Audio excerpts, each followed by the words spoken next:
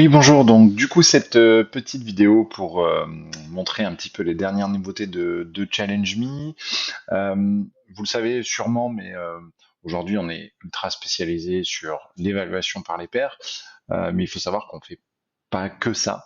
Maintenant, on parle plutôt de feedback et d'évaluation par les étudiants, puisque pour le coup, on va adresser bien sûr toujours l'évaluation de travaux, toujours l'évaluation intra-groupe, toujours l'évaluation de présentation en classe, mais aussi on va rajouter des systèmes de coévaluation. Donc dans la coévaluation, on va multiplier les types d'évaluateurs. Ça peut être des pairs, ça peut être des étudiants qui vont être plus avancés, ça peut être des entreprises qui vont venir évaluer pour de l'évaluation de stage ou d'alternance, ça peut être des coachs pendant un hackathon. Bref, on va avoir comme ça des activités qui vont permettre de multiplier les différentes phases d'évaluation. Et puis on a aussi l'arrivée massive, on va dire, d'activités de type auto-évaluation. Donc là, pour le coup, on va demander à l'étudiant de s'auto-évaluer sur différents critères. Ça peut être une fois, ça peut être plusieurs fois, ça peut être en début de semestre, en mi-parcours, en fin de parcours. Donc là, ça dépend un petit peu de l'approche qu'on souhaite avoir. C'est une approche qui émerge de plus en plus, notamment avec l'approche par compétences, où par exemple, on va pouvoir mettre en place de l'auto-évaluation, de l'évaluation par les pairs et de la validation par l'enseignant. Euh, donc ça fait partie des nouveautés. L'évaluation des enseignements était aussi quelque chose qui nous était demandé notamment par les écoles belges. Donc maintenant, c'est une fonctionnalité qui est disponible. Là, par exemple, je vais me mettre sur Antoine Dupont.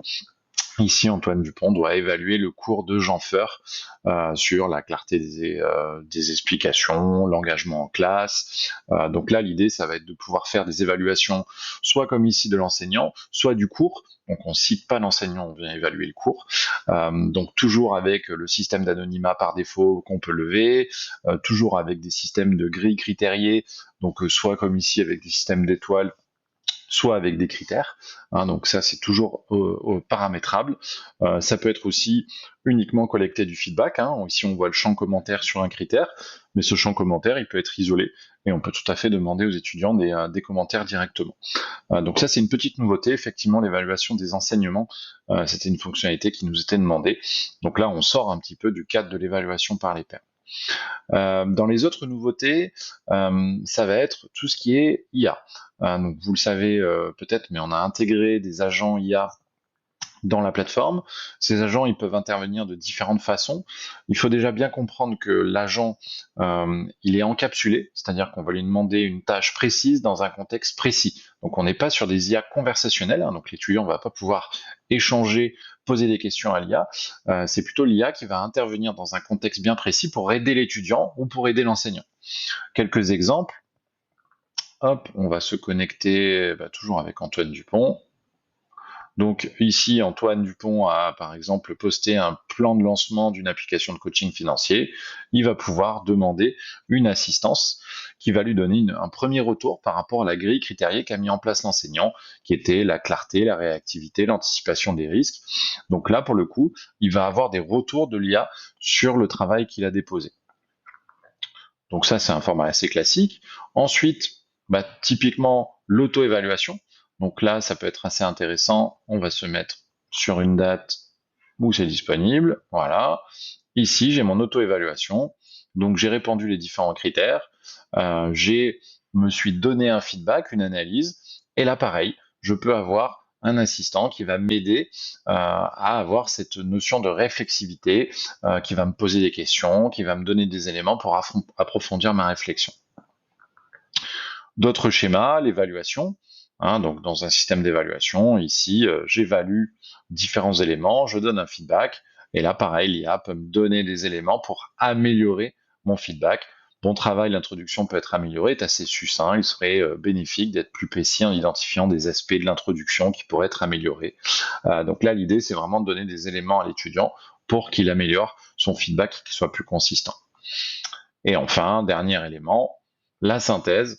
Donc la synthèse qui est assez intéressant, c'est qu'ici j'ai reçu différentes notations, j'ai reçu un certain nombre de feedbacks, et je peux avoir une synthèse qui est générée automatiquement par l'IA et qui va me donner mes points forts et mes axes d'amélioration par exemple. Sachant que tous ces éléments-là sont complètement personnalisables.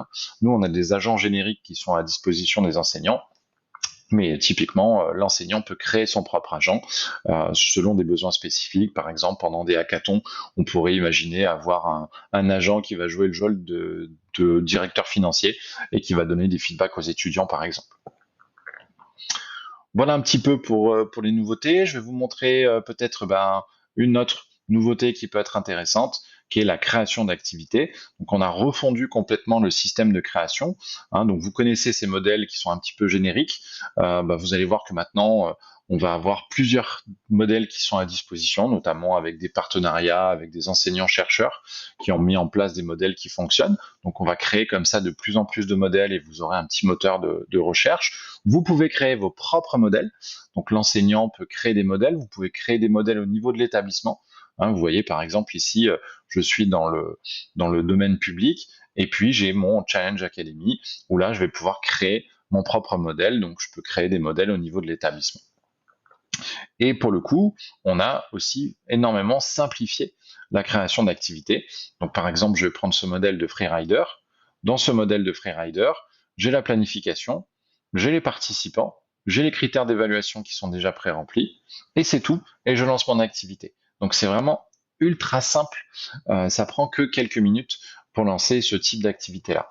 Et sur tous les modèles, vous avez toujours le même schéma, vous allez pouvoir sélectionner bien sûr toujours certains éléments, la planification, la synchronisation des participants, généralement les critères d'évaluation, quelques autres options pour certains modèles, mais l'idée c'est vraiment de vous faire gagner du temps. Vous pouvez bien sûr toujours partir de l'ancienne interface, ce que nous on appelle la configuration avancée. Donc là, vous allez pouvoir tout paramétrer, tout gérer, les différentes planifications, ajouter des phases, faire tout ce que vous le souhaitez. Mais vous avez vu que dans l'autre format, on est sur un format beaucoup plus simple et beaucoup plus rapide à utiliser pour les enseignants. Voilà un petit peu pour les nouveautés actuelles. Cet été, on va travailler sur plusieurs schémas, notamment des agents IA à disposition des enseignants pour analyser les activités. Donc ça peut être intéressant. Par exemple, vous avez une grande cohorte à analyser, qu'est-ce qui s'est passé sur cette activité, quels sont les étudiants sur lesquels il faut que je me focalise. On va avoir des systèmes d'annotation qui vont arriver aussi sur les documents, sur les vidéos et sur les formats audio. Et puis on travaille aussi, bien sûr, sur l'approche par compétences. Donc on va avoir des choses qui vont arriver au fil de l'année sur ces éléments-là. Voilà un petit point très rapide des nouveautés. N'hésitez pas si vous voulez en savoir un petit peu plus ou si vous voulez une démo personnalisée. Je vous souhaite une bonne journée. Au revoir.